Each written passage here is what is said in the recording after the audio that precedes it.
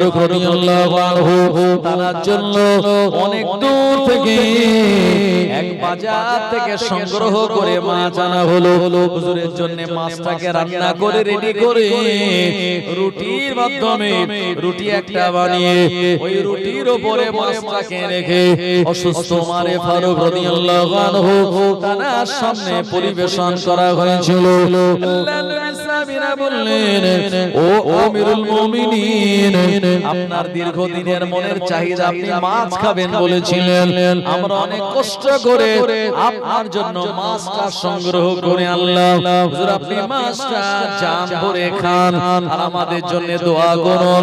ওমর ফারুক রাদিয়াল্লাহু আনহু তিনি শুয়েছিলেন, এ সময় তিনি কোন একটা কিছুতে হালাল দিয়ে বসলেন। তার সামনে রুটির উপরে মাছটা যখন দেয়া হলো, হঠাৎ ওমর ফারুক রাদিয়াল্লাহু আনহু ওই ঘরের দরওয়াজায় একজন সাইল, একজন ভিক্ষুক চলে এসেছে। ও আমার ভাইয়েরা, ওমর ফারুককে লক্ষ্য করে বললেন, ও আপনি আমার দুনিয়া জমিন থেকে বিদায় নিয়েছেন ঠিকই, কিন্তু না না না, আল্লাহর নবী তিনি হলেন হায়াতুন নবী। আমার আল্লাহ আমাদের নবীকে ইন্তেকাল দেওয়ার আগে প্রিয় নবীকে জিজ্ঞাসা করেছিলেন, ও আমার হাবিব, ও আমার বন্ধু, আমি আল্লাহ বিভিন্ন নবীকে বিভিন্ন রকমের উপাধি দিয়েছি। আদম হলেন শফিউল্লাহ, নূহ নবী নাসিহুল্লাহ, ইব্রাহিম নবী খলিলুল্লাহ, দাউদ নবী খলিফাতুল্লাহ, ইসমাঈল নবী যাবিহুল্লাহ, ইউসুফ নবী সিদ্দিকুল্লাহ, ঈসা নবী রূহুল্লাহ, ও আমার নবী আপনি হলেন হাবিবুল্লাহ। আপনার ওফাতের পর, ইন্তেকালের পর সব নবীরা যেমন আমার জান্নাতে তারা থাকার জন্য তারা আমার কাছ থেকে চেয়ে নিয়েছেন এবং জান্নাতে থাকাটা তাদের কাছে বেটার মনে হয়েছে। ও আমার হাবিব, আমি আল্লাহ রাব্বুল আলামিন এই দুনিয়ার জমিনে যত মানুষকে বানিয়েছি, যত মাখলুকাতকে বানিয়েছি, সব আমার ইচ্ছাতে বানিয়েছি, কিন্তু না না না, আমি আল্লাহ আপনাকে আমার ইচ্ছায় বানাইনি, বরঞ্চ আপনি যেমন চেয়েছেন আমি আল্লাহ আপনাকে তেমন রূপ দিয়ে বানিয়েছি। জোরে বলুন সুবহানাল্লাহ। আল্লাহ পাক আমাদের চেহারা বানিয়েছেন তার নিজের ইচ্ছায়, আর নবীজির যে চেহারা আল্লাহ পাক বানিয়েছিলেন, নবীজি যেমন চেয়েছেন তেমন ইচ্ছায় আল্লাহ আমাদের প্রিয় নবীর চেহারা মোবারক বানিয়েছেন। একবার জোরে বলুন না সুবহানাল্লাহ। প্রিয় নবী সাল্লাল্লাহু আলাইহি ওয়াসাল্লাম তিনি এই সময় বলেছিলেন, ওগো আমার আল্লাহ, আমার ওফাতের পর, আমার দুনিয়া থেকে বিদায় নেওয়ার পর আমি অন্য নবীদের মতো জান্নাতে থাকতে চাই না আসমানে, বরঞ্চ আমি আমার এই রওজায়ে আতহারে যেখানে অসংখ্য আমার সাহাবীরা আসবেন আমাকে সালাম দেওয়ার জন্য, তাদের সালাম আমি গ্রহণ করব, তার জবাব দেব, এবং আমি আমার উম্মতের মধ্যেই, উম্মতের ভিতরেই আমি মদিনাতুল মুনাওয়ারাতেই থাকতে চাই। জোরে বলুন না সুবহানাল্লাহ। এজন্য প্রিয় নবীর রূহ মুবারককে যখন কবজ করা হয়েছিল, আমার ভাইজানেরা, নবীজি রূহটাকে কবজ করে নিয়ে আসমানে নিয়ে গিয়েছিলেন ফেরেশতাগণেরা। সেখান থেকে আবার আমাদের প্রিয় নবীর রূহ মুবারকটাকে আল্লাহ পাক ফিরিয়ে দিয়েছেন। তার ইচ্ছা অনুযায়ী তিনি থাকতে চেয়েছেন মদিনাতুল মুনাওয়ারায়, রওজায়ে আতহারের ভিতরে। আল্লাহ পাক আমাদের নবীর এই রওজাটাকে জান্নাতের টুকরা করে দিয়েছেন। একবার জোরে বলুন না সুবহানাল্লাহ। তাই উম্মতেরা যায় সেখানে গিয়ে সালাম জানায়, আর প্রিয় নবী পরিষ্কার ভাবে আমাদের শুনিয়েছেন, মান যারা কবরি বাদা ওয়াফাতি ফাকান্নামা যারানি ফি হায়াতি। আল্লাহ নবী জানিয়ে দিলেন, আমার উম্মতেরা যারা আমার ওফাতের পর আমার মাজারটা জিয়ারত করে গেল, আমার মাজারটা জিয়ারত করবে, আমি রাসূলুল্লাহ সে যেন আমার সঙ্গে সরাসরি মুলাকাত করে গেল। সুবহানাল্লাহ। ও নবীর উম্মতেরা, আল্লাহ নবীর রওজা যারা আপনার জিয়ারত করবে, ওয়াজাবাত লাহু শাফাআতি, তাদের জন্য প্রিয় নবীর জন্য শাফাআত করাটা অপরিহার্য হয়ে যাবে। আল্লাহ নবী তিনি জানিয়ে দিলেন, আমি তাদের জন্য শাফাআত করে আমার আল্লাহ দয়া জান্নাতে নিয়ে চলে যাব। ও নবীর উম্মত, উম্মতেরা আল্লাহ নবী দিন দুনিয়ার বাদশাকে এজন্য আপনি যখন বাবুস সালাম নামক দরওয়াজা দিয়ে প্রবেশ করে আল্লাহর হাবিবের কাছে আপনি যেতে চাইবেন এই সময় আপনার মনটা আনন্দে ভরে যাবে আপনার মনে হবে আমি প্রিয় নবীর মদিনার মসজিদে নামাজ আদায় করেছি এখন বাবুস সালাম নামক দরওয়াজা দিয়ে প্রবেশ করে আল্লাহর হাবিবের সঙ্গে আমি উম্মত হয়ে দেখা করতে যাচ্ছি আল্লাহর হাবিবের মাজারের কাছে গেলে আপনি আপনার আবেগটা কন্ট্রোল করতে পারবেন না চোখ দিয়ে কখন পানি বেরিয়ে যাবে আপনি তা নিজেই বুঝতে পারবেন না আল্লাহর নবীকে সালাম দিয়ে মনে আলাদা একটা তৃপ্তি আপনার অনুভব হবে আপনার মনে হবে নবী আমার ওই জায়গাতে বসে আছেন আর উম্মতের সালামগুলি তিনি হেসে হেসে গ্রহণ করছেন বলুন সুবহানাল্লাহ ও উম্মতেরা এইজন্য উম্মতেরা সালাম দেওয়ার আগে আল্লাহর নবীর রওজায় যাওয়ার আগে সালামগুলি তারা মুখস্থ করে নেন আসসালাতু আসসালামু আলাইকা ইয়া রাসূলুল্লাহ আসসালাতু আসসালামু আলাইকা ইয়া হাবিবাল্লাহ আসসালাতু আসসালামু আলাইকা ইয়া নূরাল্লাহ আসসালাতু আসসালামু আলাইকা ইয়া সিরাজাম মুনীরা আসসালাতু আসসালামু আলাইকা ইয়া শাফিউল মুজনিবিন আসসালাতু আসসালামু আলাইকা ইয়া রাহমাতাল লিল আলামিন বলে সালাম দিতে দিতে আপনি যখন জান্নাতুল বাকির দিকে চলে যাবেন ও আমার ভাইজানেরা আপনার মনটা ভরে যাবে বলুন সুবহানাল্লাহ ও জোরে না যুবকেরা তাই আমাদের নবী মরা নবী নন আল্লাহর নবী হলেন হায়াতুন নবী প্রিয় নবী আমার কিয়ামতের মহাময়দানে সব নবীরা যেদিন এমন করে তারা নফসি নফসি করবে একমাত্র শুধুমাত্র কেবলমাত্র এক জায়গা থেকে আওয়াজ হবে ইয়া রাব্বি হাবলি উম্মতি আইনা উম্মতি আসআলুকা উম্মতি গোটা কিয়ামতবাসী অবাক হয়ে যাবে আজকে কিয়ামতের দিন সবাই নফসি নফসি করে সবাই নিজের বাঁচার জন্য তারা পেরেশান হয়ে যায় অথচ আওয়াজ হয় আইনা উম্মতি আসআলুকা উম্মতি ইয়া রাব্বি হাবলি উম্মতি ইনিকে সবাই দেখবেন উনি আর অন্য কেউ নন উনি হবেন আফতাবে নবুয়ত উনি হলেন খাতামান নবিয়্যিন উনি হলেন রাহমাতাল লিল আলামিন মুরদুল আল মামিনার লাল আমাদের সবার প্রিয় নবী মুহাম্মাদুর রাসূলুল্লাহ আর জোরে বলেন সুবহানাল্লাহ ও জোরে যুবকেরা ওই নবীর মহব্বত আর ভালোবাসা কিভাবে আমরা পাবো আল্লাহর নবী আরাফাতের ময়দানে তিনি নবম হিজরিতে আমাদের কাছে পরিষ্কার জানিয়ে দিলেন তারাকতু ফীকুম আমরাইন লান তাদিল্লু মা তামাসসাকতুম বিহিমা হে আমার সাহাবীরা আমি তোমাদের কাছে দুটো জিনিস রেখে যাচ্ছি একটি হলো আমার কিতাব আর আল্লাহ পাকের কালাম কোরআন মাজিদ আর দ্বিতীয় নম্বর হলো আমার হাদিস মানে সুন্নাতে নববী এই দুটিকে সামনে রেখে যারা দুনিয়া জমিনে চলবে আল্লাহর নবী জানিয়ে দিলেন লান তাদিল্লু জীবনে তারা কোনোদিন পথভ্রষ্ট হবে না ও আমার ভাইজানেরা আল্লাহ পাকের কোরআন মাজিদ আমাদের সেই নির্দেশ করে কুল ইন কুনতুম তুহিব্বুনাল্লাহ ফাত্তাবিউনি ইউহিব্বুকুমুল্লাহ ওয়া ইয়াগফির লাকুম যুনুবাকুম আল্লাহু গফুরুর রহিম আমার আল্লাহ বলেন হাবিব আপনি বলে দিন তারা যদি আমি আল্লাহ আমাকে পেতে চায় আমাকে খুশি করতে চায় ফাত্তাবিউনি তারা যেন আপনাকে অনুসরণ করে তারা যেন আপনার ইত্তেবা করে আপনার যদি তার অনুসরণ করে ইউহিব্বুকুমুল্লাহ আমি আল্লাহ তাদের ভালোবাসবো মহব্বত করব শুধু ভালোবাসবো মহব্বত করব না বরঞ্চ ইয়াগফির লাকুম যুনুবাকুম আমি আল্লাহ ক্ষমা করে দেব তাদের জীবনের গুনাহসমূহ জোরে বলুন সুবহানাল্লাহ নবীজির আনুগত্যের ভিতরে দুটি লাভ আছে, একটি হলো আমার আল্লাহ আমাদের ভালোবাসবেন আর জীবনের গুনাহগুলি আল্লাহ ক্ষমা করে দেবেন। আমার ভাইজানেরা, এজন্য প্রিয় নবীর অনুসরণ ইত্তেবা করা ছাড়া আপনি কোনো মতেই আল্লাহকে রাজি আর খুশি করাতে পারবেন না।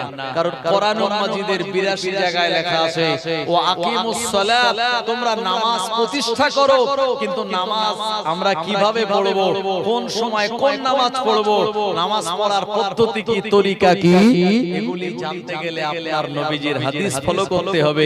নবীজি বলেছেন সাল্লু কামা রাআইতুমুনি উসাল্লি, তোমরা ওইভাবে নামাজ আদায় করো যেভাবে আমায় নামাজ পড়তে দেখো।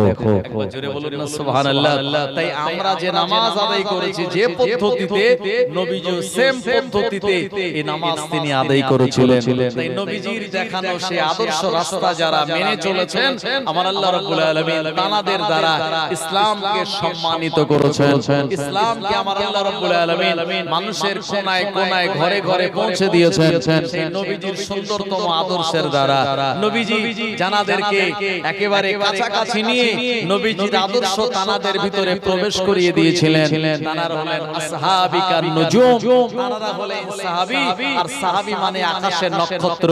নবীজি বলেছেন ইহতাদাইতুম ইকতাদাইতুম ইহতাদাইতুম, আমার সাহাবীদের যে যা অনুসরণ করবে আমার আল্লাহ পাক তানাদেরকে হেদায়েত দান করে দেবেন। একবার জোরে বলুন না সুবহানাল্লাহ। তানার ভিতরে ওমরে ফারুক রাদিয়াল্লাহু আনহু, যিনি ছিলেন কুফারে কুরাইশের একজন লিডার, প্রিয় নবীকে হত্যা করার জন্য তরবারি নিয়ে বার হওয়ার পরেও কোরআনুল মাজিদের সূরা তাহার আয়াত শুনে তানার ভিতরে আমার আল্লাহ এমন পরিবর্তন ঘটিয়ে দিলেন, হেদায়েত দিলেন কালবের এমন, নবীজির গর্দান কাটতে গিয়ে পরবর্তীতে নবীজির হাতে হাত দিয়ে ঈমানের কালমা পড়ে মুসলমান হয়ে নবীজির বডিগার্ড হয়ে গিয়েছিলেন। জোরে বলুন সুবহানাল্লাহ। আমার ভাইজানেরা, সেই ওমরে ফারুক রাদিয়াল্লাহু আনহু এত সুন্দর নবীজির আদর্শ তিনি আঁকড়ে ধরেছিলেন। তিনি যে রাস্তা দিয়ে চলতেন, ইবলিস শয়তান 40 দিন ওই রাস্তায় আর চলতো না। একবার জোরে বলুন না সুবহানাল্লাহ। নবীজি বলেছেন লাউ কানা বাদা নাবিয়ান লাকানা উমর, আমার পরে যদি কেউ নবী হওয়ার যোগ্যতা রাখে তাহলে তিনি আর অন্য কেউ নন, তিনি হলেন হযরত উমর।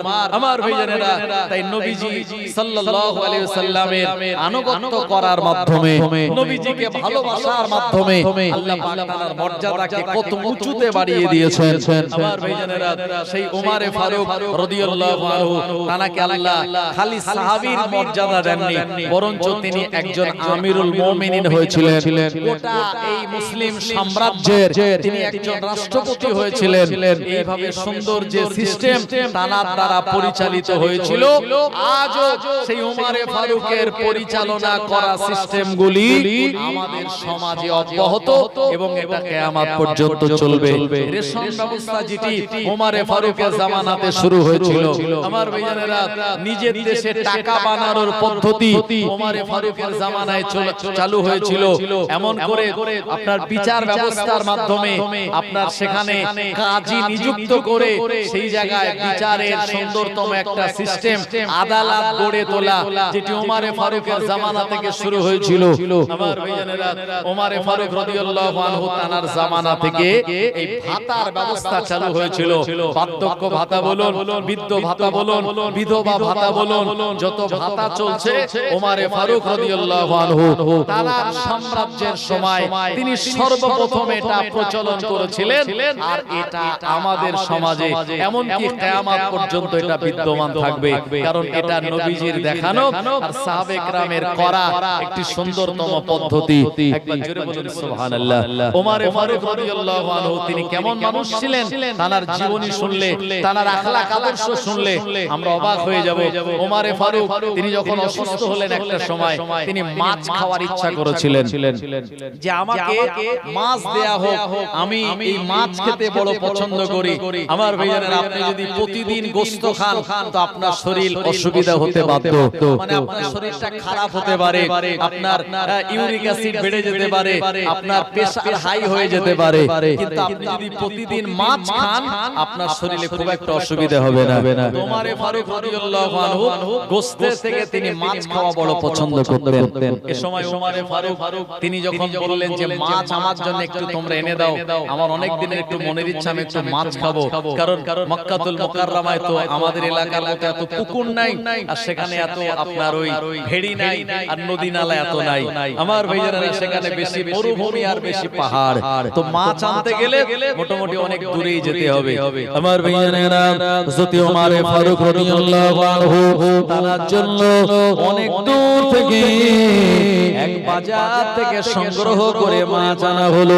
হুজুরের জন্য মাছটাকে রান্না করে রেডি করে রুটির মাধ্যমে রুটি একটা বানিয়ে ওই রুটির উপরে মাছটাকে রেখে অসুস্থ ওমর ফারুক রাদিয়াল্লাহু আনহু তার সামনে পরিবেশন করা হয়েছিল। আল্লাহর নবী সাহাবীরা বললেন, ও আমিরুল মুমিনিন, আপনার দীর্ঘদিনের মনের চাহিদা, আপনি মাছ খাবেন বলেছিলেন, আমরা অনেক কষ্ট করে আপনার জন্য মাছটা সংগ্রহ করে আনলাম। হুজুর আপনি মাছটা জান ভরে খান আর আমাদের জন্য দোয়া করুন। ওমর ফারুক রাদিয়াল্লাহু আনহু তিনি শুয়েছিলেন, এ সময় তিনি কোন একটা কিছুতে হালাল দিয়ে বসলেন। তার সামনে রুটির উপরে মাছটা যখন দেয়া হলো, হঠাৎ ওমর ফারুক রাদিয়াল্লাহু আনহু ওই ঘরের দরওয়াজায় একজন সাইল, একজন ভিক্ষুক চলে এসেছে। ও আমার ভাইজানেরা, ওমর ফারুককে লক্ষ্য করে বললেন, ও আমিরুল মুমিনিন, আমি আপনার ঘর থেকে কি কিছু খাদ্য পেতে পারি? ওমর ফারুক রাদিয়াল্লাহু আনহু মাছটা তখনও খাননি, রুটির উপরে আছে, খাবেন এবারে। কারণ খাওয়ার আগে মুসলমানদের কিছু নিয়ম পালন করতে হয়, কথা ঠিক কিনা? খাদ্য আমি পেলাম আর হঠাৎ করে মুখের মধ্যে দিলাম, এমনটা নয়। খাদ্য যখন আসবে, নবীজির সুন্নাত আপনাকে দস্তরখান বিছাতে হবে। খাদ্য আসার পরে আপনাকে হাত ধুতে হবে। খাদ্য আসার পরে আপনাকে আল্লাহুম্মা বারিক লানা ফিমা রাযাকতানা ওয়া কিনা আযাবান নার দোয়া পড়তে হবে। তারপরে বিসমিল্লাহ বলে খাদ্য শুরু করতে হবে। আমার ভাইজানেরা, এর আগে এতগুলি কাজ আমরা অনেকে আছি এগুলি করি, আবার অনেকে আছে ও খিদে লেগেছে, যেই খাদ্য সামনে চলে এসেছে ও বিসমিল্লাহ বলার প্রয়োজন মনে করেনি, ওইভাবেই চালিয়ে দিয়েছে। শয়তান সে কি করে খাদ্যে অংশীদারিত্ব হয়ে যায়। প্রিয় নবী আমার জানিয়ে দিলেন যে খাদ্য খাওয়ার আগে বিসমিল্লাহ বলা হয় না, শয়তান তার দলবলদেরকে ডাক দিয়ে বলে, এ আমার শাগরেদেরা চলে আয়, এই খাদ্যের ভিতরে আমাদের এখন অংশীদারিত্ব করার সুযোগ হয়ে গেল। আমার ভাইজানেরা, যে খাদ্যে বিসমিল্লাহ বলা হয় না, ওই খাদ্যের ভিতরে শয়তানও আমাদের সঙ্গে খেতে বসে যায়। কিন্তু আল্লাহর নবী জানিয়ে দিলেন যে খাদ্য খাওয়ার আগে আমরা বিসমিল্লাহ বলে নি, শয়তান তখন মন খারাপ করে বলে, না না না, এই খাদ্যে আমাদের আর কোন রকমের ভাগ নাই। শয়তান তখন পালিয়ে চলে যায়।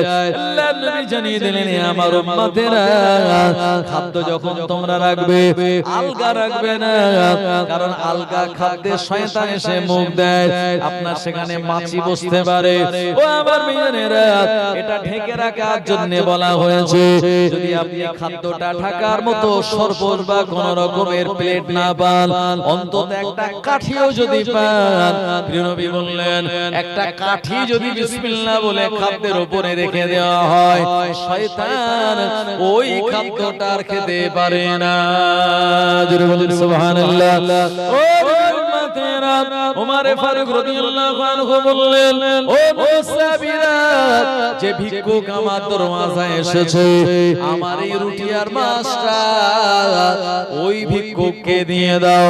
আমি ওমর আমি খাবো না, কারণ আমার ঘরের দরওয়াজায় কেউ এসে আমার কাছে খাদ্য চাইবে আর আমি তাকে খাদ্য না দিয়ে নিজে খাবো। আল্লাহর নবী জীবনে এটা কোনোদিন করেন নাই। জোরে বলুন। আমরা হলে বলতাম, এ ফকিরের খেয়ে দে কাজ নাই, সারা দিন গিয়ে এই ভাত খেতে বসেছে, এই সময় এসে জ্বালাতন করছে। অনেকে ফকিরকে ধমক দেয়, এই বেটা তোমার টাইম গান নাই, এখন আমি ভাত খাবো আর এই সময় তুমি ভিক্ষা চাইতে এসছো। আমরা যদি হতাম, আমরা রুটি মাছ, শখের রুটি মাছ এগুলি দিতাম? কোনোদিন দিতাম না। আমার ভাইজানেরা, বরঞ্চ আমরা ফকিরকে ধমক দেই। অথচ কোরআন মাজিদের 30 পারা সূরার নাম সূরা দোহা। আল্লাহ শুনিয়েছেন, ও আম্মাসা ইলা ফালা তানহার, খবরদার তোমরা ফকিরা সায়েলদেরকে ভিক্ষুকদেরকে ধমক দিও না, কারণ রিজিকের ফয়সালা হয় আমার আল্লাহর আসমানে, দুনিয়ায় নয়। আমার আল্লাহ তোমায় রিজিক দিয়েছে মানে তুমি অহংকার করো না, যাকে আল্লাহ দেয় নাই তাকে তুমি ভৎসনা করো না, তাড়িয়ে দিও না, কারণ আজকে যে গরিব আমার আল্লাহ চাইলে তাকে আমির বানিয়ে দিতে পারেন, আর আজকে দিনের যে আমির সে যদি অহংকার করে আমার আল্লাহ তাকে ফকির বানিয়ে দিতে পারে। ও আমার ভাইয়েরা, ওমর ফারুক রাদিয়াল্লাহু আনহু বললেন, এই রুটিটা মাছটাকে নিয়ে ওই সায়েল আর ভিক্ষুকটাকে দিয়ে দাও। ওই ভিক্ষুকটাকে দিয়ে দেয়া হলো। ভিক্ষুকের মনে বিরাট আনন্দ, আমি ওমরের দরওয়াজায় এসে চাইলাম আমায় খাদ্য দাও, সঙ্গে সঙ্গে ভালো রুটি, রুটির উপরে সুন্দর মাছ চলে আসলো আমার জন্য। এ সময় শাগিরদেরা বলল, ও সায়েল ও ভিক্ষুক, এই মাছটা আমরা অনেক কষ্ট করে অনেক দূর থেকে এনেছি, কারণ খলিফা আমিরুল মুমিনিন এটা খেতে চেয়েছিলেন। এখন আমরা তোমায় 1 দিরহাম টাকা দিচ্ছি, ওই টাকাটা নেওয়ার বদলাতে তুমি এই রুটি আর মাছটা ফেরত দিয়ে দাও, আর এই টাকা নিয়ে অন্য জায়গা থেকে খাদ্য কিনে খাও, এটা আমরা আমিরুল মুমিনিনকে খাওয়াবো। আমার ভাইয়েরা, 1 দিরহাম টাকা দিয়ে ফকিরের কাছ থেকে রুটি আর মাছটা কিনে নিলেন। ওমর ফারুকের রাদিয়াল্লাহু আনহুর বংশের মানুষেরা ওমর ফারুককে বলেন, হুজুর আপনি অসুস্থ, অপরদিকে মাছ খাওয়ার ইচ্ছা করেছিলেন, অনেক দূর থেকে মাছটা আমরা সংগ্রহ করে এনে আপনার কাছে নেওয়ার পরে আপনি ফকিরটাকে দিয়ে দিলেন, কোনো চিন্তার কারণ নাই, ওই রুটি আর মাছটাকে আমরা 1 দিরহাম টাকা দিয়ে কিনে নিয়েছি, আপনি এবারে খান। ওমর ফারুক বললেন, যেটা ফকির এবং যেটা রুটি বা মাছ এটা ভিক্ষুকের নজরে পড়ে গেছে, হ্যাঁ, খাদ্য যখন আমাদের সামনে আসে স্বাভাবিকভাবে আমাদের পেটের ভিতরে একটা খিদে তৈরি হয় এবং আমাদের মুখে হালকা লালা চলে আসে, যে না জানি এই খাদ্যটা খাবো কত না টেস্ট লাগবে, কত ভালো লাগবে। ওমর ফারুক বলেন, এ আমার পরিবারের মানুষেরা, ওই ফকিরের 1 টাকা ফেরত নেবে না, 1 দিরহাম ফেরত নেবে না, আর না নিয়ে এই খাদ্যটা তাকে দিয়ে দাও, কারণ সে যখন দেখেছে এটা আমি ওমর আর খাবো না, ওটা আমি তাকে দিয়ে দিলাম, আর আল্লাহ পাক তার তাকদিরে রেখেছে বলে আমার খাওয়ার সময় সে আমার দরওয়াজায় চলে এসেছে বলে ওমর ফারুক তাকে দিয়ে দিতে নির্দেশ দিলেন, এবং যে টাকাটা তোমরা দিয়েছো ওটাও ফেরত নেবে না, ওটাও দেবে, এই মাছ আর রুটিটাও দিয়ে দেবে। ওমর ফারুক রাদিয়াল্লাহু আনহু এমন দানশীলতা দেখে সমস্ত সাহাবীরা অবাক হয়েছিলেন। আল্লাহ পাক তার হৃদয়টাকে অনেক মজবুত করেছিলেন, কিন্তু দানের ব্যাপারে আমার আল্লাহ তাআলার হাতটাকে অনেক লম্বা করে দিয়েছিলেন। একবার জোরে বলেন না সুবহানাল্লাহ। দরুদ শরীফ, আল্লাহুম্মা সাল্লি আলা সাইয়্যিদিনা ওয়া আলা আলি সাইয়্যিদিনা। চাঁদ বলে আমি নয় তুমি নবী সুন্দর, ফুল বলে সুবাসিত নবীজির অন্তর। চাঁদ বলে আমি নয় তুমি নবী সুন্দর, ফুল বলে সুবাসিত নবীজির অন্তর। তারাদের দল বলে তুমি প্রিয় দরবে, মেঘ বলে পানি হয়ে তুমি নবী সরবে, মানুষের কাছে তুমি রহমের বন্ধন, মানুষের কাছে তুমি রহমের বন্ধন। চাঁদ বলে আমি নয় তুমি নবী সুন্দর, ফুল বলে সুবাসিত নবীজির অন্তর। রোদ বলে খুশি মনে তুমি নবী শান্তির, শেষ করে দিলে তুমি ছিল যত ভ্রান্তি। রাত বলে নূর ছিল রাসূলের দৃষ্টিতে, দিন বলে তুমি সেরা মাবুদের সৃষ্টিতে আলোময় করে দিলে পৃথিবীর অন্দর আলোময় করে দিলে পৃথিবীর অন্দর চাঁদ বলে আমি নয় তুমি নবী সুন্দর ফুল বলে সুবাসিত নবীজির অন্তর আরবের পথ বলে তুমি নবী মুক্তির বয়ে দিলে ধরণীতে বায়ুতাপ স্বস্তির মদিনার বাতাসেরা এসে বলে বাংলায় আকাশের সুখ নামে প্রতিদিন রওজায় ভরে গেল সাকিনাতে মদিনার প্রান্তর ভরে গেল সাকিনাতে মদিনার প্রান্তর চাঁদ বলে আমি নয় তুমি নবী সুন্দর ফুল বলে সুবাসিত নবীজির অন্তর লা ইলাহা ইল্লাল্লাহ লা ইলাহা ইল্লাল্লাহ লা ইলাহা ইল্লাল্লাহ মুহাম্মাদুর রাসূলুল্লাহ সাল্লাল্লাহু আলাইহি ওয়াসাল্লাম।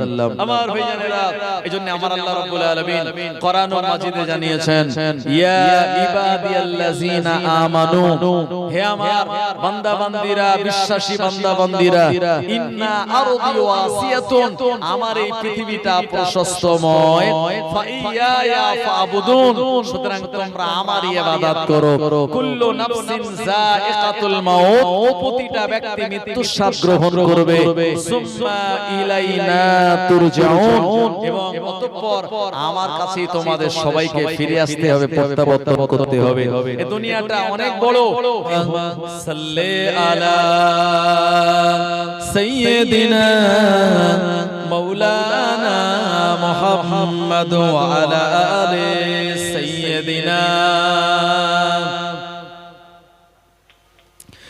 আজ কেন পৃথিবীটা লাগে এত সুন্দর নবীজির আগমনে সাজালো এ চরাচর আজ কেন পৃথিবীটা লাগে এত সুন্দর নবীজির আগমনে সাজালো এ চরাচর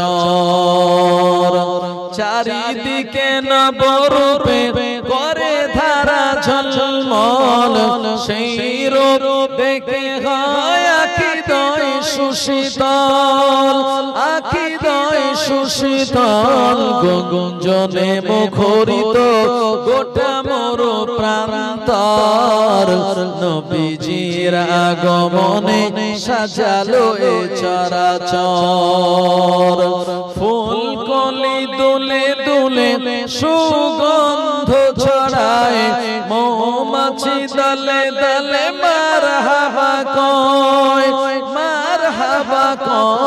কেটে গেছে কুতুশিত হলো সবই উজালা নবীজির আগমনে সাজালো এ চরাচর আজ কেন পৃথিবীটা লাগে এত সুন্দর নবীজির আগমনে সাজালো এ চরাচর আল্লাহুম্মা সাল্লি আলা সাইয়্যিদিনা মাওলানা মুহাম্মদ ওয়া আলা আলি সাইয়্যিদিনা আমার ভাইজানেরা সেই ওমরে ফারুক রাদিয়াল্লাহু আনহু যিনি এমন একজন শাসক ছিলেন এমন একজন খলিফা ছিলেন জানার খেলাফতের বিরুদ্ধে আঙ্গুল তুলে প্রশ্ন করার মতো এমন সাহসিকতা কারোর হয়নি কারণ তিনি দুনিয়ার জমিনে অত্যন্ত সচ্ছলতার সঙ্গে এই শাসন ব্যবস্থা তিনি পরিচালনা করেছিলেন ওমরে ফারুক রাদিয়াল্লাহু আনহু তিনি একদিন রাতের বেলা মদিনার মসজিদে এশার নামাজ কালাম পড়ে মদিনার ওই অভ্যন্তরীণ এলাকাগুলিতে তিনি ঘুরে ঘুরে দেখছেন যে কার বাড়িতে কি সমস্যা, কার বাড়িতে কার অভাব আছে, অনটন আছে, বিপদ আপদ মুসিবত কার, এগুলি তিনি পর্যবেক্ষণ করার জন্য বেরিয়েছেন। আমার ভাইজানেরা, ওমরে ফারুক রাদিয়াল্লাহু আনহু হঠাৎ করে তিনি একজনের ঘরের পাশে গিয়ে দাঁড়িয়ে গেলেন, কারণ তানার কানে এমন কিছু আওয়াজ এসেছিল যে কথাগুলি তিনি শোনার ইচ্ছা প্রকাশ করেছিলেন। আমার ভাইজানেরা, ওমরে ফারুক রাদিয়াল্লাহু আনহু মদিনা জমিনে এক মহিলার বাড়ির পাশ দিয়ে যাওয়ার সময় তিনি থমকে দাঁড়িয়ে গেলেন। এ বাড়িতে একজন বৃদ্ধা মহিলা থাকে, আর ওই মহিলার এক সন্তান, একটা কন্যা সন্তান থাকে। ও আমার ভাইজানেরা, ওই মহিলার বাড়িতে কিছু বকরি আছে। এই বকরিগুলি দুধ দহন করে আর এলাকার মানুষদের বিক্রি করে তাদের সংসার চলে। এরকম আছে না, বাড়িতে 10-12টা গরু পুষেছে, সেই গরুগুলি দুয়ে আপনার দুধগুলি বিক্রি করে তার সংসার চলে। তো একজন মহিলা আমার আল্লাহ বলেন অন্তর্যামী, অন্তরের খবর রাখেন। দুধে পানি দেওয়া যাবে না, আমার আল্লাহ রাব্বুল আলামিন তিনি আমাদের উপরে নারাজ হয়ে যাবেন। এই কথা যখন বলল, ওমরে ফারুকের কানে আওয়াজ চলে গেল। মা দুধে পানি মেশাতে চেয়েছিল, মেয়েটা দুধে পানি মেশাতে দেয় না। ওমরে ফারুকের ভালো লেগে গেল। ওই বাচ্চা মেয়েটার, আপনার ওই যুবতী মেয়েটার কথা ওমরে ফারুকের ভালো লেগে গেল। ওমরে ফারুক রাদিয়াল্লাহু আনহু এ সময় তিনি নিয়াত করে নিলেন, আমার তো বেটা আছে, আমার ছেলে আছে, আমি তাকে বিয়ে দেব। এই কারণে আমি অনেক জায়গায় অনেক পাত্রী দেখেছি, না না না, আর অন্য কোন মেয়ে নয়, আমি এই রমণীকে, আমি যুবতী মেয়েটাকে আমার বাড়ির বৌমা করে নিয়ে যাব, আমার বেটার সঙ্গে বিয়ে দিয়ে আমার বাড়ির বৌমা করে নিয়ে যাব। ওমরে ফারুক রাদিয়াল্লাহু আনহু পরের দিন সকালবেলা তিনি সাহাবে কেরামদের বললেন এবং ওই বাড়িতে সংবাদ নেওয়ার জন্য কথাটা বললেন। সবাই অবাক হয়ে গিয়ে বলল, ও আমিরুল মুমিনিন, আপনি একজন আমিরুল মুমিনিন, অথচ আপনার বেটার বিয়ে একটা আভিজাত্য পরিবারে আপনি দেবেন, এটাই আমাদের চিন্তা চেতনা ছিল। কিন্তু ওই মহিলা এরা তো গরিব, অপরদিকে তাদের বকরির দুধ বিক্রি করে সংসার চলে। ওই মহিলার বাড়ির মেয়ের সঙ্গে আপনার বেটার কেন বিয়ে দেবেন? ওমরে ফারুক রাদিয়াল্লাহু আনহু বললেন, আমি টাকা দেখি না, আমি বংশ দেখি না, আমি এমন করে আভিজাত্য দেখি না, আমি যেটা দেখেছি ও বাড়ির ভিতরে যে যুবতীটা রয়েছে, আল্লাহর ভয় খৌফে লাগি তার ভিতরে। ইত্তাকিল্লাহ, আমার আল্লাহ বারবার কোরআন মাজিদে বলেছেন, ইয়া আইয়ুহাল্লাযীনা আমানুত্তাকুল্লাহা হাক্কা তুকাতিহি ওয়া লা তামুতুন্না ইল্লা ওয়া আনতুম মুসলিমুন। হে বিশ্বাসী ইমানদারেরা, ইত্তাকুল্লাহ, তোমরা আল্লাহকে ভয় করো, হাক্কা তুকাতিহি, প্রকৃত ভয় করার মতো ভয় করো। ওই বাড়ির যে যুবতী দুনিয়ার মানুষকে নয়, বরঞ্চ মনে মনে আল্লাহকে সে বিরাট ভয় পায়। আল্লাহর ভয় যদি আপনার আমার অন্তরে ঢুকে যায়, দুনিয়ার কোনো গুনাহ করার সাহস আমরা পাবো না। সব জায়গায় মনে হবে আমার আল্লাহ দেখছেন, আমার আল্লাহ জানছেন, এই গুনাহটা আমি করি কেমন করে। ওমরে ফারুক রাদিয়াল্লাহু আনহু তার বেটার সঙ্গে ওই রমণীকে বিবাহ দিয়ে বৌমা করে এনেছিলেন। একবার প্রাণ খুলে বলুন সুবহানাল্লাহ।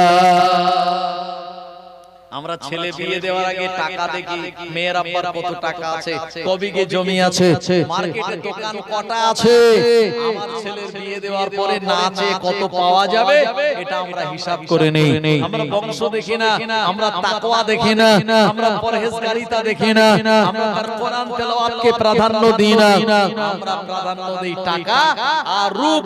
আমার ভাইজানেরা, কিন্তু না না না, দুনিয়াতে টাকা রূপ আপনাকে শান্তি দিতে পারে না। আপনার মনে প্রশান্তি আনতে পারে, খৌফে ইলাহি আল্লাহর ভয় যদি আপনার বিবির অন্তরে থাকে, তাহলে আপনার বিবি টোটাল আপনার পরিবারের আমানতদার হয়ে যাবে। আপনার সম্পত্তির হেফাজত আপনার বিবির মাধ্যমে আল্লাহ পাক করিয়ে নেবেন। আর ভয় যদি, খৌফে ইলাহি যদি তার ভিতরে না থাকে, যা ইচ্ছা তাই করবে, দুনিয়াতে আপনি কোনো সুখ শান্তি পাবেন না। আমার ভাইজানেরা, এজন্য ওমর ফারুক রাদিয়াল্লাহু আনহু তিনি তার বেটার বিয়ে দিয়েছিলেন এমন এক তাকওয়াওয়ালা যুবতী রমণীর সঙ্গে। আরেকবার মোহাব্বত করে বলুন সুবহানাল্লাহ। জওয়ানেরা, যুবকেরা, এজন্য নবী ইব্রাহিম আলাইহিস সালাম তার অরিজিনাল জন্মভূমি ছিল ইরাকের বাবেল শহরে, কিন্তু সেখানে তিনি অত্যাচারিত হয়েছিলেন। এই সময় তিনি ওখান থেকে ইরাকের বাবেল শহর থেকে ফিলিস্তিনে তিনি চলে গিয়েছিলেন। ফিলিস্তিনে অবস্থান করার সময় আল্লাহ পাক তার ঔরসে, আল্লাহ পাক তার পরিবারে সন্তান দিয়েছিলেন ইসমাঈল আলাইহিস সালাম হাজেরার গর্ভ থেকে। আপনারা জানেন ফিলিস্তিনে থাকা অবস্থায় ইব্রাহিম নবীর উপরে আদেশ এসেছিল, তুমি তোমার স্ত্রী এবং বেটা ইসমাঈলকে নিয়ে কাবা বাইতুল্লাহ মক্কাতুল মুকাররমার কাছে রেখে আসো, আমি আল্লাহ, এটি আমারই নির্দেশ। এইজন্য 86 বছর বয়সে সন্তান পাওয়ার পরেও নিজের স্ত্রী আম্মা হাজেরা, নিজের স্ত্রী বিবি হাজেরা এবং তার শিশু পুত্র, একেবারে দুগ্ধপোষ্য শিশু পুত্র ইসমাঈল আলাইহিস সালামকে মক্কাতুল মুকাররমায় রেখে চলে এসেছিলেন ফিলিস্তিনের শহরে। মাঝে মাঝে দেখতে যেতেন। আমার ভাইজানেরা, যখন ইসমাঈল আলাইহিস সালাম লালিত পালিত হলেন মায়ের কাছে, বড় হলেন, একটা সময় মক্কাতুল মুকাররমায় ইসমাঈল নবীর পায়ের আঘাতে আল্লাহ জমজমের কুয়ার পানি দিলেন। সেই জমজমের কুয়া আজও পর্যন্ত বিদ্যমান, তার পানি আজও প্রবাহিত। মানুষেরা যখন উমরা করতে যায়, হজ করতে যায়, মক্কা মদিনা শরীফে আপনি যদি মনে করেন আমি এই জমজমের পানি ছাড়া অন্য কোনো পানি খাবো না, আপনার দ্বারা সম্ভব, আপনি সেই পানি পান করতে পারবেন। আমি মদিনার মসজিদে যখন নামাজ পড়তে যেতাম ফজরে, পেট ভরে পানি করতাম, আর জোহরের আগ পর্যন্ত আর পানি খেতাম না। জোহরের নামাজে গিয়ে তারপরে পানি, জোহরের পরে আবারও পানি খেয়ে আপনার হোটেলে চলে আসতাম। এরপরে আবার আসরের সময় গিয়ে আসরের নামাজ পড়ে আবারও জমজমের পানি। মদিনার মসজিদের ভিতরে সেখানে সুন্দর করে পরিষেবা দেওয়া আছে। মাগরিবের নামাজ ওখানে, এশার নামাজের পরে পেট ভরে পানি খেয়ে তারপরে হোটেলে চলে আসতাম। এই জমজম ছাড়া অন্য কোন পানি অনেকেই পান করেন না। তো জমজমের পানির ভিতরে আল্লাহ এমন সুন্দর নেয়ামত দিয়ে রেখেছেন, এটা খেলে পরে আপনার শরীরের এনার্জি হাই হয়ে যাবে, ইবাদত করার মানসিকতা বেড়ে যাবে, আপনার আলাদা একটা পাওয়ার শক্তি আপনি পেয়ে যাবেন, আপনার ঈমানি জজবা বেড়ে যাবে। কারণ জমজমের পানিটা, এটার কানেকশনটা আল্লাহ পাকের জান্নাতের নহরের সঙ্গে রয়েছে। সুবহানাল্লাহ, নারায়ে তাকবীর। আমার ভাইজানেরা, সেই ইব্রাহিম আলাইহিস সালামের পুত্র ইসমাঈল আলাইহিস সালাম যখন বড় হলো, বনু জুরহাম গোত্রের এক মহিলার সঙ্গে তার বিয়ে দেওয়া হলো। ইব্রাহিম আলাইহিস সালাম ইচ্ছা করলেন যে আমি একবার ফিলিস্তিন থেকে মক্কাতুল মুকাররমায় যাব, আর আমার ছেলেটার যে বিয়ে হলো, বৌমা কেমন হয়েছে একটু দেখে আসবো। আমার ভাইজানেরা, ও নবীর উম্মতেরা, নবী ইব্রাহিম খলিলুল্লাহ ফিলিস্তিনের জমিন থেকে মক্কাতুল মুকাররমায় রওনা হয়ে গেলেন। ইব্রাহিম নবীর গায়ে জুব্বা, হাতে তানার একটা লাঠি, মাথায় তানার পাগড়ি, লম্বা সুন্দর তানা দাড়ি, নূরানি চেহারা। কারণ নবীদের চেহারাকে আমার আল্লাহ স্পেশাল ভাবে বানিয়েছেন সুন্দর করে। নবীদের চেহারাকে আমার আল্লাহ ইন্তেকালের পর মাটিকে খাওয়া হারাম করে দিয়েছেন। আল্লাহ পাকের প্রিয় নবী বললেন, ইন্নাল্লাহা হারামা আলাল আরদি আন তাকুলা আজসাদাল আমবিয়াই, আও কামা ক্বালা নবী সাল্লাল্লাহু আলাইহি ওয়াসাল্লাম। নবীদের চেহারা মোবারক মাটির জন্য খাওয়াকে আমার আল্লাহ নিশ্চিত রূপে হারাম করে দিয়েছেন। ও আমার ভাইজানেরা, ইব্রাহিম আলাইহিস সালাম মক্কাতুল মুকাররমায় তিনি প্রবেশ করলেন। এই সময় মানুষকে জিজ্ঞাসা করে বললেন, ইসমাঈলের ঘর কোন জায়গায় ইব্রাহিম নবীকে দেখিয়ে দেওয়া হলো। ইসমাইল নবীর ঘরের সামনে গিয়ে তিনি সালাম দিলেন, আসসালামু আলাইকুম ইয়া আহলাল বাইত। প্রিয় নবী জানিয়েছেন কারোর বাড়ি ঢোকার আগে সালাম দেওয়া লাগবে, পারমিশন নেওয়া লাগবে, বিনা পারমিশনে কারোর বাড়ি ঢোকা যাবে না। ইব্রাহিম নবী সালাম দিলেন, সময় একজন মহিলা দরওয়াজা খানা খুলে দিল। ইব্রাহিম আলাইহিস সালাম দেখলেন একজন মহিলা। আল্লাহর নবী ইব্রাহিম আলাইহিস সালাম নিজের পরিচয় গোপন করে বললেন, মা, ও মা, এটা কি ইসমাইলের ঘর? বলা হলো হা হা হা, এটা ইসমাইলের ঘর। ইসমাইল কোন জায়গায়? আল্লাহর নাম প্রচারের জন্য তিনি বাইরে বিদেশে গিয়েছেন, আল্লাহর দুনিয়াতে ভ্রমণে বেরিয়েছেন। ইব্রাহিম আলাইহিস সালাম তবু তিনি তার পরিচয় বলেন নাই। ইব্রাহিম আলাইহিস সালাম বললেন, মা, এমন করে তোমাদের সংসার কেমন চলে, এখন কেমন চলছে? এ মহিলাটা অভিযোগ করে বলল, না না না, সংসার মোটেই ভালো চলে না, সংসারের হালাত বড় খারাপ, সংসার বিরাট অভাব আর অনটন কোন রকমে চলে, এক বেলা খাওয়া হয়, তিন বেলা খাওয়া হয় না। এমন কথা বলে ইব্রাহিম আলাইহিস সালামকে শোনালেন। ইব্রাহিম আলাইহিস সালামকে বসার জায়গা দিল না, আপনার এক গ্লাস পানিও দিল না, মেহমানদারি করলো না। ইব্রাহিম আলাইহিস সালাম ওই ঘরের দরওয়াজায় দাঁড়িয়ে দাঁড়িয়ে কথা বললেন। এরপরে চলে আসার পরে বললেন, মা, তোমার স্বামী যখন ঘরে আসবে তোমার স্বামীকে বলে দিও সে যেন তার ঘরের চৌকাঠটা পরিবর্তন করে নেয়। আমার ভাইজানেরা, ও নবীর উম্মতেরা, ইসমাইল নবী কয়েকদিন পর ঘরে এসেছেন। ইব্রাহিম নবী তো বিদায় নিয়ে চলে গিয়েছেন সেই ফিলিস্তিনে। ইসমাইল আলাইহিস সালাম তিনিও নবী, তার আব্বা ইব্রাহিম আলাইহিস সালাম তিনিও নবী। ইসমাইল আলাইহিস সালাম বললেন, এ আমার বিবি, আমার ঘরে কি কারোর আগমন হয়েছিল নাকি? ইসমাইল আলাইহিস সালামের বিবি বললেন, হ্যাঁ, একজন মানুষ এসেছিল, বয়স্ক, তার সুন্দর সাদা দাড়ি, মাথায় তার সাদা পাগড়ি, হাতে তার একটা লাঠি, গায়ে তার জুব্বা, সুন্দর নুরানি চেহারা, আমার ঘরে আসলো, আপনার সন্ধান করলো। আমি বললাম ঘরে নাই, বাইরে গিয়েছে। সময় আমায় সংসারের কথা জিজ্ঞাসা করলো, আমি কথাগুলি বললাম। কি বলেছে? তারপরে আমার স্বামী সে বলে গিয়েছে আপনি যেন আপনার ঘরে চৌকাঠ পরিবর্তন করে নেন। এটা হলো কোড ল্যাঙ্গুয়েজ, মানে সংকেতের কথা। আর একজন নবীর সংকেতের কথা আর একজন নবী বুঝতে পারে। একজন আব্বার কথা বেটা বুঝতে পারে, আর বেটার কথা বাপই ভালো বুঝতে পারে। কথা ঠিক কি না? আসলে স্ত্রী ভেবেছিল ঘরে চৌকাঠ হয়তো দেখেছে কোন জায়গায় ঘন্টন লেগে আছে, তাই পাল্টাতে বলেছে। সুতরাং তিনি নির্দ্বিধায় বলে দিল। যদি জানতো ঘরে চৌকাঠ মানে আমি নিজে, তাহলে আর বলতো না হয়তো। আমার ভাইজানেরা, ইসমাইল আলাইহিস সালাম বলেন, সর্বনাশ, আমার ঘরে যে এসেছিল, যার বর্ণনা তুমি দিচ্ছ, উনি আর অন্য কেউ নয়, উনি হলেন আমার আব্বাজান ইব্রাহিম খলিলুল্লাহ। এসেছিলেন তিনি আমার ঘরে আমার সংবাদ নেওয়ার জন্য। তুমি বসতে জায়গা দাওনি, তাকে মেহমানদারি করাওনি, রাস্তাতেই গেটেতেই কথা বলে তাকে বিদায় করে দিয়েছো। সুতরাং ঘরে চৌকাঠ পাল্টাতে বলেছে মনে। তোমার মতো এই রকম না শুকরিয়া জ্ঞাপনকারী মহিলাকে নিয়ে আমার আব্বা ঘর করতে মানা করেছে, তাই বলেছে ঘরে চৌকাঠ পার করতে পাল্টাতে। সুতরাং আমি তোমায় তালাক দিয়ে দিলাম, তুমি আমার আর স্ত্রী থাকতে পারলে না, আমি আমার আবার একজন দিনদার মহিলাকে বিবাহ করব।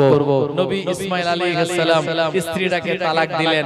তারপরে তিনি আবার দেখে শুনে শরীয়ত অনুযায়ী আপনার তিনি একটি দিনদার মহিলাকে বিবাহ করলেন। ইব্রাহিম আলাইহিস সালাম দেখলেন বেশ কয়েক মাস হয়ে গেল, একবার দেখে আসি তো আমার বেটা আমার সেই কথাটাকে মেনেছে কিনা। আমার ভাইজানেরা, নবী ইব্রাহিম আলাইহিস সালাম দেরি না করে ফিলিস্তিন থেকে তিনি বেরিয়ে পড়লেন। আমার ভাইজানেরা, ফিলিস্তিন থেকে তিনি কষ্ট করে মক্কাতুল মুকাররমায় চলে আসলেন। এই জায়গাতে আসার পর আবারও তিনি ইসমাইল আলাইহিস সালামের ঘরে প্রবেশ করার জন্য অনুমতি চাইলেন। আসসালামু আলাইকুম ইয়া আহলাল হাদাল বাইত, এমন করে ওয়া আলাইকুমুস সালাম বলে দরওয়াজা খুলে দিল। অন্য একজন আপনার মহিলা ইব্রাহিম আলাইহিস সালাম বললেন, মা এটা কি ইসমাইলের ঘর? বলল, হ্যাঁ এটা ইসমাইলের ঘর। কোন জায়গায় গেল ইসমাইল? বলল, আল্লাহর দ্বীনের জন্য, দ্বীনের খেদমতের জন্য তিনি একটু সফরে বেরিয়েছেন। আপনি কে? ইব্রাহিম আলাইহিস সালাম নিজের পরিচয় দিলেন না, উনি এতটুকু বলেন, আমি একজন আব্দুল্লাহ, আমি আল্লাহর বান্দা।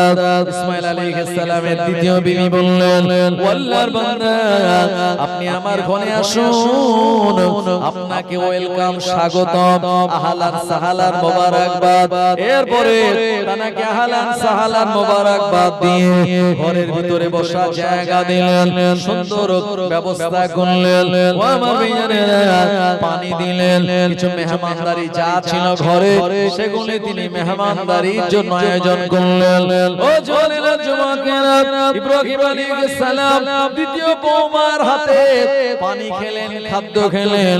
এরপরে চলে আসবেন, চলে আসার আগে বললেন, মা তোমাদের সংসার কেমন চলে? আসলে কিন্তু বৌমা জানে না এটা আমার শ্বশুর আব্বা, এটা আমার স্বামীর আব্বা, এটা মোটেও জানে না। ইব্রাহিম নবী তিনি বলেন নাই, ও আমার মেয়েরা, ইব্রাহিম নবী বললেন, মা সংসার কেমন চলছে? এই সময় ইসমাইল আলাইহিস সালামের দ্বিতীয় বিবি বললেন, ও আল্লাহর বান্দা, আলহামদুলিল্লাহ, আল্লাহ পাক ভালোভাবে চালিয়ে নিয়ে যাচ্ছেন। আল্লাহ পাক রিজিকের মালিক, তিনি যা দেন আলহামদুলিল্লাহ। আল্লাহ পাকের এই রিজিকের ব্যাপারে আমি কোনো না শুকরিয়া জ্ঞাপন করব না। ইব্রাহিম আলাইহিস সালাম খুশি হয়ে গেলেন বৌমার এমন উত্তর শুনে। ও আমার ভাইয়েরা, ইব্রাহিম আলাইহিস সালাম বলেছিলেন, মা তোমার স্বামী বাড়ি আসলে তোমার স্বামীকে বলো সে যেন তার ঘরে চৌকাঠটা ঠিক রেখে দেয়। জোরে বলবেন না সুবহানাল্লাহ। আজকালকার শ্বশুর শাশুড়ির তারা অবহেলিত হয়। বৌমারা বলে যে আমি একা কেন খেতে দেব, তোমার অন্য ছেলে অন্য বৌমা আছে সেখানে যাও, বলে কি বলে না? কিন্তু মনে রাখুন রিজিকের মালিক আল্লাহ। আপনি মেহমানদারি করবেন, শ্বশুর শাশুড়িকে খাওয়াবেন, এটা আপনার থেকে তারা খেয়ে নেবে না, বরঞ্চ তারা যদি আপনার পরিবারে থাকে তাদের রিজিকও আল্লাহ আপনার হাতে বেশি বেশি দিয়ে দেবে, আর আপনি তাদের সন্তুষ্টি চিত্তে খাওয়াবেন। আল্লাহর উপর রাজি আর খুশি হয়ে যাবে। মনে রাখুন, কেউ কারোর খাদ্য খায় না, কারণ রিজিকের মালিক কিন্তু আমার আল্লাহ। আর কারোর খাদ্য আল্লাহ কাউকেও খাওয়াবেন না। আপনার খাদ্য আল্লাহ আমাকে খাওয়াবেন না, আর আমার খাদ্য আল্লাহ আপনাকে খাওয়াবেন না। সবার জন্য রিজিক নির্ধারিত। এইজন্য মানুষ যখন ইন্তেকালের সময় হয় তার সামনে অসংখ্য ফল মূল থাকে, অনেক খাবার থাকে, কিন্তু খেতে পারে না, গিলতে পারে না। সামান্য একটু বেদানার রস দিলে তাও আপনার ঠোঁটের সাইড দিয়ে নিচের দিকে গড়িয়ে যায়। তার মানে যে রিজিক তার জন্য বরাদ্দ ছিল ওটা সে খেয়ে শেষ করে ফেলেছে। রিজিক আর নাই, এখন যত বেশি দেয়া হবে সে আর গিলতে পারবে না, পেটের মধ্যে যাবে না, কারণ দুনিয়া থেকে এখন বিদায় নেওয়ার সময় হয়ে গেল। আমার ভাইয়েরা, জনেরা, যুবকেরা, ও উম্মতেরা, ইব্রাহিম আলাইহিস সালাতু সালামের বেটা ইসমাঈল যাবিহুল্লাহ তিনি ফিরে আসলেন আর বিবিকে জিজ্ঞাসা করলেন, এ আমার বিবি, আমার সফরে থাকাকালীন কোন মানুষ এসেছিলেন নাকি? এই সময় ওই বিবি বললেন, হ্যাঁ একজন মানুষ এসেছিলেন, আল্লাহর বান্দা, যার চেহারাটা নূরানি চেহারা, দাড়িটা তার সুন্দর, মাথায় পাগড়িটা তার আকর্ষণীয়, তার হাতে একটা লাঠি ছিল, শরীরে লম্বা জুব্বা, তার চেহারাটা নিয়ে আমার ঘরে দরওয়াজায় আসলো, সালাম দিল, দরওয়াজা খুলে দিলাম, বসার জায়গা দিলাম, পানি দিলাম, মেহমানদারি করালাম, আমাদের সংসার কেমন চলছে খবর নিল। আমি বললাম, আলহামদুলিল্লাহ ভালো চলছে। ও আমার স্বামী আপনার খবর নিয়েছে, আমি আপনার কথা সব তাকে শুনিয়েছি। ওই মানুষটা খুশি হয়ে আর হাসতে হাসতে আমায় বলে গেল, ও আল্লাহর বান্দা, তোমার স্বামী যখন ঘরে আসবে তোমার স্বামীকে বলো সে যেন তার ঘরে চৌকাঠটা পরিবর্তিত রাখে, ঠিক রেখে দেয়। ইসমাঈল আলাইহিস সালাম বললেন, এ আমার বিবি, যে আমাদের ঘরে আগমন করেছিলেন উনি আর অন্য কেউ নয়, ওটা হলো আমার আব্বা, তোমার শ্বশুর আব্বা নবী ইব্রাহিম খলিলুল্লাহ। আরো জোরে বলেন সুবহানাল্লাহ। বাংলায় একটা কথা আছে, সংসার সুখের হয় রমণীর গুরে, কথা ঠিক কি না? আমার ভাইজানেরা, যদি আপনার স্ত্রী ভালো হয় তাহলে আপনার 500 টাকা ইনকাম করার পরেও সেটা দিয়ে সংসার চালিয়ে দেখা যাবে কিছু টাকা তারপরেও আবার এক্সট্রা থাকবে। আর যদি স্ত্রীর হাত কি বলবো অনেক বেশি খরচ করার মতো পজিশনে থাকে, তাহলে আপনার যদি 600 টাকা ইনকাম হয় তো 800 টাকা খরচ হয়ে যাবে, 200 টাকা মার্কেটে দেনা হয়ে যাবে। এরকম দেনা যদি হয় তাহলে দেখা যাবে আপনি কিন্তু একটা সময় বাড়তে পারবেন না। আর পুরুষেরা যে কারণে তারা ইনকাম করে টাকা রাখতে পারে না, তাদের এক নম্বর হলো অনেকে আছে যারা ইনকাম করার পরে সন্ধ্যাবেলা গিয়ে লটারি কাটে, অনেকে আছে যারা তাসের আড্ডায় বসে জুয়া খেলে। আমার ভাইজানেরা, যারা অনেকে আছে হালাল টাকাটা তারা কি বলবো মানে তারা নেশা জাতীয় বস্তু লাল পানি কিনে খেয়ে রাতের বেলা টলতে টলতে আসে। আমার ভাইজানেরা, নিজের উপার্জিত টাকা যদি হারাম পথে লটারি কেনায়, আপনার বিভিন্ন রকম জুয়ার আড্ডায় যদি আমি বিভিন্ন ভাবে এই টাকাটা দিয়ে দেই, তাহলে ওই ঘরে কিন্তু কোনোদিন বরকত আসতে পারে না। ঘরে বরকত হবে আপনার হালাল ভাবে ইনকাম, হালাল রাস্তায় তার খরচ, আর স্বামী স্ত্রীর মহব্বত আর ভালোবাসা, আল্লাহ পাক তার ভিতর অসংখ্য বরকত আর রহমত নাজিল করে দেবেন। একবার জোরে বলুন না সুবহানাল্লাহ। দরুদ শরীফ আল্লাহুম্মা সাল্লি আলা সাইয়্যিদিনা ওয়া আলা আলি সাইয়্যিদিনা ইয়া নবী মুহাম্মদ ইয়া রাসূল মুহাম্মদ, তুমি মোর শাফায়াত, তুমি মোর শাফায়াত। ইয়া নবী মুহাম্মদ ইয়া রাসূল মুহাম্মদ, তুমি মোর শাফায়াত, তুমি মোর শাফায়াত। পেলে দিদার একটিবার তোমাকে খোদার কসম, কলিজার মায়া দিয়ে তখন ধোয়াবো তোমার কদম। ওয়াইস করুনি দেখেনি ভাঙে ইশকে সকল দাঁত, তুমি মোর শাফায়াত, তুমি মোর শাফায়াত। ইয়া নবী মুহাম্মদ ইয়া রাসূল মুহাম্মদ, তুমি মোর শাফায়াত, তুমি মোর শাফায়াত। কোরআন দেখ 101, আল কোরআনে নবীর নাম দুটি কম, আল্লাহর নাম 99 গিয়ে থাম। কুসুমবিহীন দেখো ডিম, এর পাবে না কোনো স্বাদ, তুমি মোর শাফায়াত, তুমি মোর শাফায়াত। ইয়া নবী মুহাম্মদ ইয়া রাসূল মুহাম্মদ, তুমি মোর শাফায়াত, তুমি মোর শাফায়াত। আল্লাহুম্মা সাল্লি আলা সাইয়্যিদিনা ওয়া আলা আলি সাইয়্যিদিনা। আমার ভাইজানেরা, জওয়ানেরা, যুবকেরা, ওমরে ফারুক রাদিয়াল্লাহু আনহু তার রাজত্বকালে নাহওয়ান বলে একটা জায়গা ছিল, সেই নাহওয়ান প্রদেশের আমার ভাইজানের একজন শাসক, তার নাম হচ্ছে হরমুজান।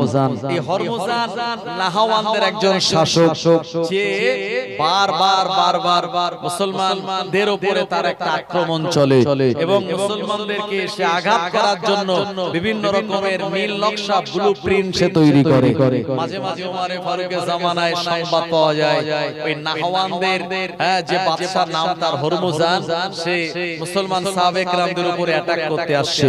ওমরে ফারুক রাদিয়াল্লাহু আনহু শোনার পরে ওই হরমুজানের বিরুদ্ধে লড়াই করার জন্য তিনি এক বাহিনী গঠন করেন। আমার ভাইজানেরা, জওয়ানেরা, যুবকেরা, ওমরে ফারুক রাদিয়াল্লাহু আনহু যিনি হলেন আপনার একজন বীর পালোয়ান, অপরদিকে আল্লাহর নবীর একজন সাহাবী। আমার ভাইজানেরা, ওমরে ফারুকের নেতৃত্বে ওই জায়গায় যখন নাহওয়ানদের শাসনকর্তা হরমুজানের বিরুদ্ধে লড়াইয়ের ময়দানে যায়, হরমুজান প্রথম লড়াইয়ে আল্লাহর নবী সাহাবে কেরামদের কাছে পরাজিত হয়ে ওমরে ফারুক রাদিয়াল্লাহু আনহুর হাতে তিনি বন্দী হয়ে গেলেন। ও জওয়ানেরা যুবকেরা, ওমরে ফারুক রাদিয়াল্লাহু আনহু এই হরমুজানকে সে মদিনা জমিনে নিয়ে আসলেন। আনার পরে হরমুজানকে বললেন, এ নাহওয়ানদের শাসনকর্তা হরমুজান, আমরা মদিনায় নবী সাহাবীরা বসবাস করি, আমাদের উপর আক্রমণ করার জন্য তোমার বারবার এই অরাজকতা আমরা সহ্য করব না। হরমুজান, আমরা তোমাকে দুনিয়া জমিন থেকে বিদায় করে দেব, তোমার গর্দানটাকে কেটে দেয়া হবে। হরমুজানের সময় ওমরে ফারুকের কাছে মাপ চেয়ে বলে, ও আমিরুল মুমিনিন ওমর ইবনে খাত্তাব, আপনি আমায় মাফ করে দিন, আপনি আমায় ক্ষমা করে দিন। আমি কথা দিচ্ছি জীবনে কোনোদিন নবী সাহাবীদের বিরুদ্ধে আমি আর তরবারি রেডি করব না। ও আমার ভাইজানেরা, ওমরে ফারুক রাদিয়াল্লাহু আনহু দেখলেন একজন দেশের শাসনকর্তা, সে যখন আমার কাছে হাত জোড় করে মাপ চায়, ওমরে ফারুক রাদিয়াল্লাহু আনহু তাকে মাফ করে দিয়ে বললেন, এ হরমুজান, যাও যাও, আমি তোমায় মাফ করে দিলাম, তুমি এখান থেকে তোমার দেশে চলে যাও। এ আবার নাহওয়ানদের চলে গেল। ওখানে যাওয়ার পর সে তার পূর্ণ স্মৃতি ভুলে গেল। আবার নবী সাহাবীদের বিরুদ্ধে লড়াই করার জন্য ওই নাহওয়ানদের বাদশা হরমুজান আবার মদিনার উপরে অ্যাটাক করার জন্য তৈরি হলো। ওমরে ফারুক রাদিয়াল্লাহু আনহুর কাছে সংবাদ চলে আসলো। ওমরে ফারুক সাহাবে কেরামদের নিয়ে ওই হরমুজানের বিরুদ্ধে প্রতিহত করে তাকে পরাজয় বরণ করিয়ে দিয়ে তাকে গ্রেফতার করে আসামি রূপে মদিনাতে আনলো। এবারে তার গর্দান কেটে দেয়া হবে, কারণ আগের অঙ্গীকার সে ভঙ্গ করে দিয়েছে। নবী আমার জানিয়েছেন, লা ঈমানা লিমান লা আমানাত লাহু ওয়ালা দীনা লিমান লা আহাদা লাহু, আও কামা ক্বালা নবী সাল্লাল্লাহু আলাইহি ওয়াসাল্লাম। নবী বললেন, যার ভিতরে আমানতদারি নাই তার ভিতরে ঈমান নাই, আর যার ভিতরে ওয়াদা অঙ্গীকার ঠিক নাই তার ভিতরে দ্বীন নাই। আমার ভাইজানেরা, ওমরে ফারুক রাদিয়াল্লাহু আনহুর কাছে হরমুজান আবার মাথাটা নত করে হাত জোড় করে বলল, হুজুর, ও আমিরুল মুমিনিন, আপনি আমায় maaf করে দিন, এবারে শেষবারের মতো আর জীবনে কোনোদিন আপনার বিরুদ্ধে, আপনার সাহাবীদের সঙ্গী সাথীদের বিরুদ্ধে আমি আর যুদ্ধ করতে আসব না। ওমরে ফারুক রাদিয়াল্লাহু আনহু দ্বিতীয়বারের মতো আবার তাকে maaf করে দিলেন। জোরে বলুন। এই maaf করে দেওয়া একটা ইমানদারের আলামত। যদি কেউ ভুল করে আপনার কাছে maaf চাইতে আসে, আপনি maaf করে দিলে আমার আল্লাহ রাজি আর খুশি হয়ে আপনার জীবনের গুনাহগুলিও maaf করে দেবেন। জোরে বলুন সুবহানাল্লাহ। এইজন্য maaf করে দেওয়া এটাও একটা মহৎ গুণ, এটাও একটি ইমানদারের অন্যতম ইবাদত।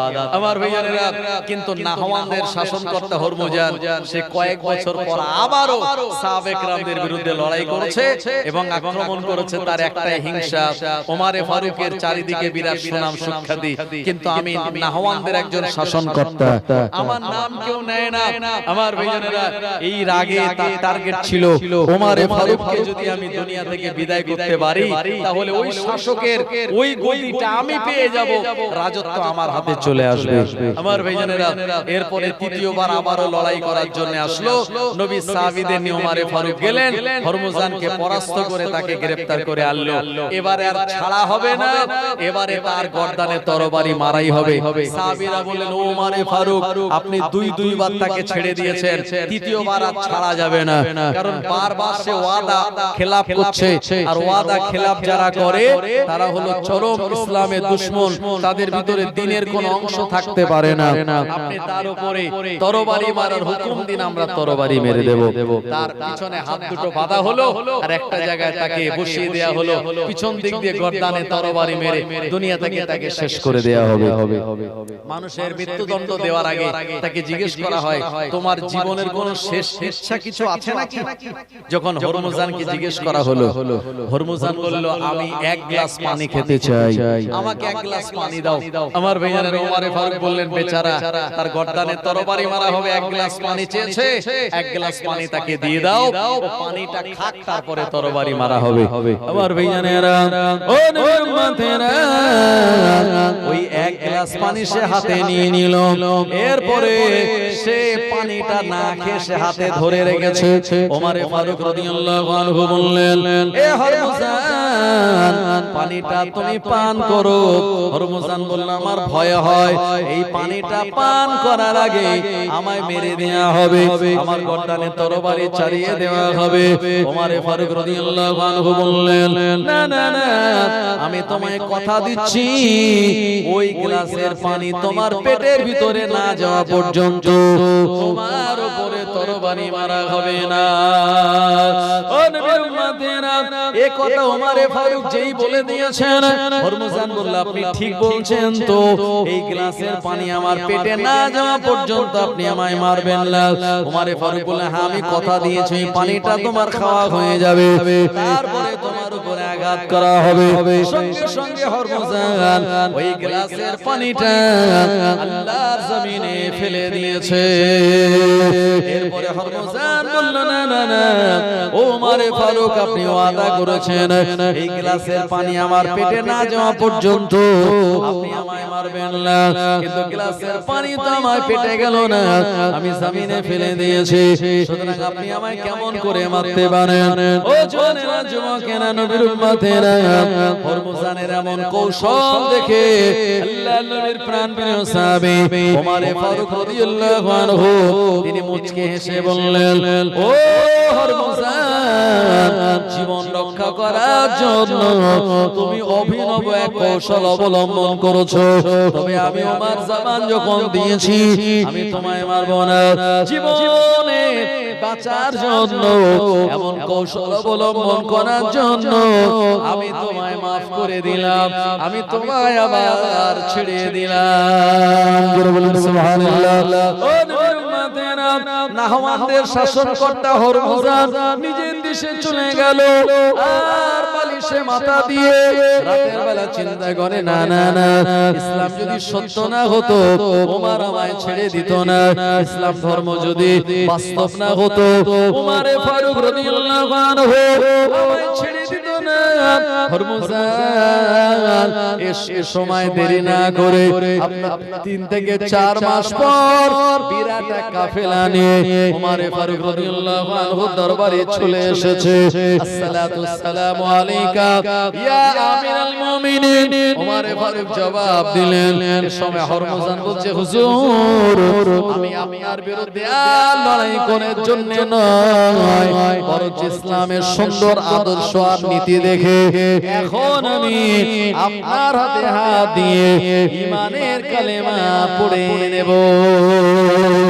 আর জোরে বলেন সুবহানাল্লাহ। খালি হরমুজান একা নয়, তার রাজদরবারে যত আমলা পরিষদ এরা সবাই মিলে প্রিয় নবীর সাহাবী ওমর ফারুক রাদিয়াল্লাহু আনহু এমন সুন্দর মহানুভবতা, তার সহানুভূতি, তার ভালোবাসা, তার ক্ষমা করার প্রদর্শনা নিদর্শন দেখে ওই নাহওয়ানদের শাসনকর্তা হরমুজান ঈমানের কালমা পড়ে মুসলমান হয়ে গিয়েছিল। আল্লাহু আকবার। সাল্লি আলা সাইয়্যিদিনা ওয়া আলা আলি সাইয়্যিদিনা। এই পৃথিবী সৃষ্টি তোমার নামের উসিলায়, এই পৃথিবী সৃষ্টি তোমার নামের উসিলায়। ও আমিনার নয়ন মনি সালাম তোমায়, ও মদিনার কামলিওয়ালা সালাম তোমায়। আকাশ জমিন পাহাড় চন্দ্র তারা সবই তোমারই নামের নামের ওসিলা আকাশ জমিন পাহাড় চন্দ্র তারা সবই তোমারই নামের ওসিলা তোমার নামে পড়লে দরুদ হৃদয় যে জুড়ায় তোমার নামে পড়লে দরুদ হৃদয় যে জুড়ায় ও আমিনার নয়ন মনি সালাম তোমায় ও মদিনার কামলিওয়ালা সালাম তোমায় কি নূর পাঠাইলেন খোদা এ ধরায় যাহার রোশনীতে আধার লুকায় তোমার সিনাই শান্তি নামে অশান্ত এ ধরায় তোমার সিনাই শান্তি নামে অশান্ত এ ধরায় ও আমিনার নয়ন মনি সালাম তোমায় ও মদিনার কামলিওয়ালা সালাম তোমায়।